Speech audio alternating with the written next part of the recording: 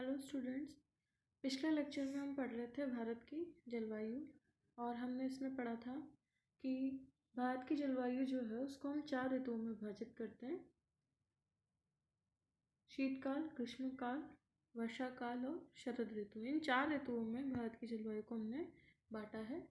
जो वर्षा ऋतु है, वर्षा ऋतु सबसे इम्पोर्टेंट जो है ऋतु मानी जाती है, क्योंकि इसमें जो है मानसून का आगमन होता है। क्योंकि जो भारत की जलवायु एक तरीके से किस तरह की जलवायु है, मानसूनी प्रकार की जलवायु है। क्योंकि यहाँ पर जो है वर्षा मानसूनी वर्षा द्वारा या मानसूनी पवनों के द्वारा वर्षा होती है, इसीलिए भारत की जलवायु को हम मानसूनी जलवायु का श्रेणी में रखते हैं। हम अभी तक भारत में जो है शीत ऋतु और ग्रीष्म ऋतु जो है उसकी हम चर्चा कर चुके थे। हम पढ़ रहे थे वर्षा ऋतु। वर्षा ऋतु में जो हमने देखा है उसमें ये देखा कि भारत में जो है वर्षा ऋतु या वर्षा का होने का कारण जो है वो साल भर में जो पवने हैं, और वो कौन सी पवने हैं, मानसूनी पवने। साल में वर्ष भर में पवने ऋतु के अनुसार, एक तो शीत ऋतु में और ग्रीष्म ऋतु में ऋतु के अनुसार पवने अपनी दिशा में परिवर्तन करती है। यानी कि हर 6-6 महीने बाद में, हर समय में, हर ऋतु में इनके जो पवनों का जो दिशा है, उनका जो क्रम है, उसमें उलटफेर हमें देखने को मिलता है और इसी को हम कहते हैं मानसूनी जलवायु। इसलिए इसको आज हम कंटिन्यू करेंगे। इस ऋतु का जो समय है वर्षा ऋतु का, मध्य जून से सितंबर तक रहता है और ऐसा माना जाता है अधिकांश विद्वानों के द्वारा कि भारत तथा पाकिस्तान में जो वर्षा ऋतु है उस समय निम्न वायुदाब का क्षेत्र बनने के कारण ITCZ, अब ITCZ की हम पिछले लेक्चर में भी चर्चा कर चुके हैं, इसको हम पढ़ चुके हैं कि ITCZ क्या है। इसको हम इंटर ट्रॉपिकल कन्वर्जन जोन भी कहते हैं, इसको अंतरा उष्ण अभिसरण क्षेत्र भी कहते हैं। यह वह क्षेत्र है जहाँ पर दोनों पवने यानी कि उत्तरी गोलार्ध में चलने वाली उत्तरी पूर्वी व्यापारिक पवने और दक्षिणी गोलार्ध में चलने वाली दक्षिणी पूर्वी व्यापारिक पवने, इन दोनों पवनों का अभिसरण होता है। इन दोनों के अभिसरण के बाद में विषुवत क्षेत्रों में वर्षा होती है और इस क्षेत्र को हम कहते हैं ITCZ। और इसको हम मानसून गर्त भी कहते हैं, क्योंकि जैसे जैसे ITCZ आगे बढ़ता है और जैसा कि हमने बताया यहाँ पर दोनों व्यापारिक पवनें आपस में आकर मिलती है दोनों गोलार्धों से, और इन पवनों में नमी होने के कारण वर्षा होती है ITCZ के क्षेत्र में। तो जैसे जैसे ITCZ उत्तरी गोलार्ध में अगर शिफ्ट होगा तो वहाँ बारिश होगी, जिन जिन क्षेत्रों से ITCZ होकर गुजरेगा वहाँ पर वर्षा होगी और उसको हम कहेंगे मानसून गर्त। तो जब भारत में मानसून का आगमन होता है तो उस समय ITCZ की स्थिति भारत के बिल्कुल मध्य में होती है। इसको हम एक डायग्राम से समझेंगे बाद में। तो यहाँ पर जो बात है वो है सबसे इम्पोर्टेंट कि मानसून वर्षा या मानसूनी पवने। यह बहुत ही इम्पोर्टेंट क्वेश्चन है, क्योंकि आपके अक्सर जो एग्ज़ाम में है मानसून को लेकर हर साल प्रश्न पूछा जाता है। क्योंकि एक तरफ से मानसून जो है, मानसूनी पवने जो है, भारत में मानसूनी वर्षा जो है बहुत ही चर्चा का विषय है और काफ़ी इम्पोर्टेंट फैक्टर है भारत की अर्थव्यवस्था को, कृषि को प्रभावित करने वाला। इसीलिए इसका अध्ययन इम्पोर्टेंट है और ये आपसे प्रश्न हमेशा पूछा जाता है, ये काफ़ी इम्पोर्टेंट है, इसलिए आप इसको अच्छे से देखें। तो यहाँ हम आज चर्चा करते हैं भारत के मानसून को। भारत में जो मानसून है वो 5 से 10 जून के बीच में कोलकाता और मुंबई को छूता है। और सबसे पहले अगर हम बात करें तो भारत में मानसून की जो सबसे पहले एंट्री होती है वो अंडमान निकोबार द्वीप समूह में होती है। उसके बाद केरल में 2 जून को मानसून प्रवेश करता है और 5 से 10 जून के बीच कोलकाता और मुंबई को छूता है। और 10 से 15 जून के बीच में मानसून का जो आगमन होगा वो पटना, अहमदाबाद, नागपुर यानी भारत के मध्यवर्ती भाग में प्रवेश करने की यह तैयारी में होता है। और 15 जून तक लगभग भारत का पूर्ण मध्यवर्ती भाग तक मानसून का आगमन हो चुका होता है।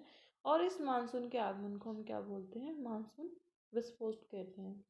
यानी अचानक से मानसून का आगमन या वर्षा होना प्रारंभ हो जाता है और इसको हम बर्स्ट ऑफ मानसून या मानसून विस्फोट कहते हैं। ऐसा इसलिए कहते हैं क्योंकि इसके आगमन के साथ साथ एक साथ अचानक से बारिश होती है, भारत में वर्षा प्रारंभ हो जाती है, इसीलिए हम मानसून इसको बर्स्ट कहते हैं। भारत की जो प्रायद्वीपीय आकृति है उसके कारण, जैसा आपको पता है कि भारत की जो आकृति है, दक्षिणी भाग का जो इसका छोर है, इसका आकार बिल्कुल प्रायद्वीप की तरह, यानी दक्षिण का जो प्रायद्वीपीय भाग है, इसकी मौजूदगी के कारण, इसकी स्थिति के कारण भारत में जो मानसून है जो है उसकी दो शाखाओं में बांटा गया है। इसको हम एक डायग्राम में देखेंगे। दिस इज ये है 0 डिग्री अक्षांश, इसको हम विषुवत रेखा भी कहते हैं। और 0 डिग्री अक्षांश के दक्षिणी गोलार्ध में चलती है दक्षिण पूर्वी व्यापारिक पवनें, और उत्तरी गोलार्ध में चलती है उत्तरी पूर्वी व्यापारिक पवनें। अब फेरल के नियम के अनुसार कोई भी पवन अगर अपनी दिशा में चलती, मूल दिशा में चलती है, तो उत्तरी गोलार्ध में वह अपनी मूल दिशा से दाईं ओर मुड़ जाएगी और दक्षिणी गोलार्ध में अपनी मूल दिशा से बाईं ओर मुड़ जाएगी। तो इस समय क्या होता है, वर्षा काल में सूरज के उत्तरायण के कारण, यानी ग्रीष्म काल आया भी जून में, तो जून में उत्तरायण की स्थिति होने के कारण जो कर्क रेखा होती है वहाँ पर सूरज सीधा चमकता है। और मैंने आपको बताया जैसे जैसे सूरज उत्तरायण होता है तो ये बेल्ट भी जो होती है, ये जितनी भी पवन वायुदाब की पेटियाँ हैं, ये सब ऊपर की ओर यानी उत्तर की ओर शिफ्ट हो जाती है। और यदि ये दक्षिणायन में होगा तो सारी वायुदाब की पेटियाँ दक्षिण की ओर शिफ्ट हो जाएगी। तो इस समय क्या होता है, कर्क रेखा पर सूरज के लंबवत होने के कारण, यानी सूरज की स्थिति उत्तरायण के होने के कारण भारत में कर्क रेखा बीचों बीच से गुजरती है, तो यहाँ सूरज लंबवत होता है। इसीलिए ये जितनी भी वायुदाब की पेटियाँ हैं 5-5 डिग्री उत्तर की ओर खिसक जाती है। और इन पेटियों के साथ में खिसकने के कारण जो इस पेटियों में चलने वाली जो पवनें ये भी कहाँ शिफ्ट हो जाती है, उत्तरी गोलार्ध में। अब जैसे ही दक्षिणी गोलार्ध की पवनें उत्तरी गोलार्ध में प्रवेश करेगी तो कोई भी पवन उत्तरी गोलार्ध में अपनी मूल दिशा का मतलब मान लीजिए कि ये नॉर्थ है, नॉर्थ में ये, अब इसका क्या होगा, ये अपनी मूल दिशा से किस ओर मुड़ जाएगी, दाहिनी ओर, यानी राइट साइड की ओर।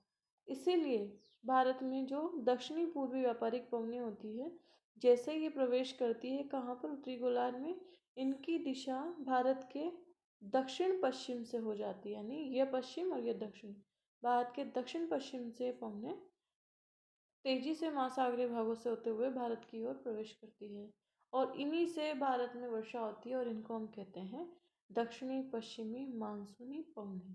और इसी पवन को कहेंगे हम दक्षिणी पश्चिमी मानसून। जब यह मानसून भारत की ओर बढ़ता है तो भारत की जो आकृति है प्रायद्वीपीय होने के कारण यह कितने भागों में बढ़ जाता है, भारत की आकृति प्रायद्वीपीय होने के कारण, ये देखिए यहाँ पर भारत की कंडीशन स्थिति कैसी है, प्रायद्वीपीय इसका आकार है, इस कारण ये दो शाखाओं में बढ़ जाता है। एक शाखा तो किधर निकल जाती है, इसको हम कलर चेंज करते हैं, एक शाखा तो निकल जाती है किस ओर, बंगाल की खाड़ी की ओर, और एक शाखा भारत के तट के सहारे सहारे उत्तर की ओर। तो एक शाखा जो है बंगाल की खाड़ी की तरफ जाती है, इसको हम कहते हैं बंगाल की खाड़ी की शाखा। और दूसरी जो शाखा है जो भारत के तटीय क्षेत्र जो है पश्चिमी तट, मालाबार तट के सहारे सहारे बढ़ती है, उसको हम कहते हैं अरब सागरीय मानसून की शाखा। तो यहाँ पर आप ये ध्यान रखें कि भारतीय जो मानसून है उसको हम दो शाखाओं में बांटते हैं, अरब सागरीय मानसून शाखा, दूसरी है बंगाल की खाड़ी की शाखा। तो यह इम्पोर्टेंट है।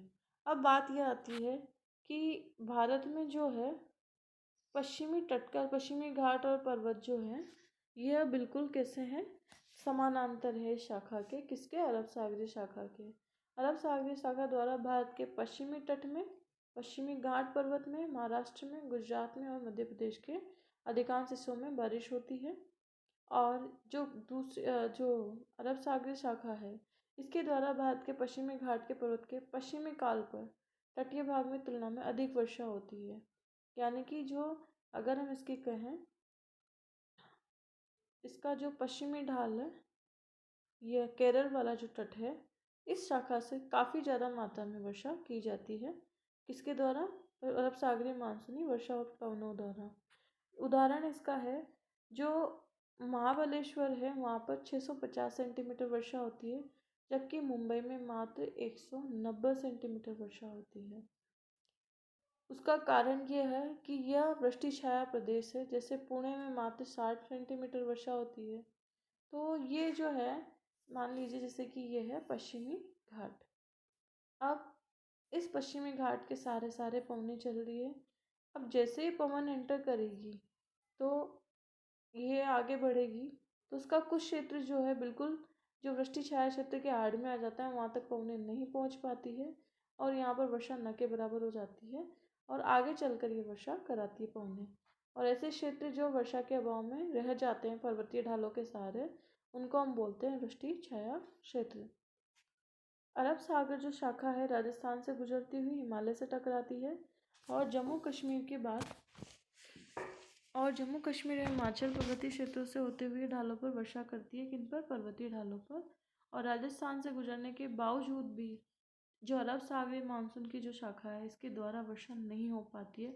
उसका कारण यह है कि जो राजस्थान है, इसमें जो है बिल्कुल मध्यवर्ती भाग में एक विशाल लंबवत पर्वतमाला फैली हुई है, उसको हम बोलते हैं अरावली पर्वतमाला। और ये अरावली पर्वतमाला के जो समानांतर होने के कारण, किन पवनों के समानांतर? अरब सागरीय मानसून से जो आने वाली पवनें होती है, वो इस पर्वतमाला के समानांतर होते हुए निकल जाती है और बहुत कम मात्रा में वर्षा करा पाती है, क्योंकि यहाँ पर इन पवनों के मार्ग में कोई अवरोध नहीं है।